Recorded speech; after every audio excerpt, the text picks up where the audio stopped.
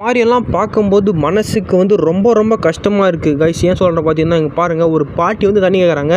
இங்கே பாருங்கள், ஒரு சின்ன ஒரு நாய்க்குட்டி இருக்கிற ஒரு இது கூட ஒரு மனுஷனுக்கு இல்லை கைஸ். நாய்க்குட்டி கூட சின்ன கிண்ணம் வச்சுட்டு அது வந்து போர் போடுறாங்க இந்த மாதிரி இந்த உலகத்தில். ஆனால் வந்து அந்த ஒரு பாட்டிக்கு வந்து தண்ணி கொடுக்குறது பார்த்தீங்கன்னா ஒரு தீண்டத்தகாத விஷயம் மாதிரி. அவங்க கீழே வந்து அப்படியே குஞ்சி போடுற மாதிரியும் அவங்க மேலே அப்படி இருக்கிற மாதிரியும் அப்பப்பப்பா இதை பார்க்கும்போது எனக்கு மனசுக்கு ரொம்ப கஷ்டமாக இருக்குது கைஸ்.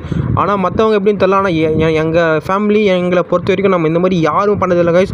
ஒரு பாட்டி வந்து என்கிட்ட கேட்டாங்க, நான் வந்து அப்படியே எடுத்து கொடுத்துட்டேன் கைஸ். அவங்க ஊற்றுனா நான் ஊற்ற மாட்டேன் தான் சொல்லி நான் கொடுத்துட்டேன் கைஸ்.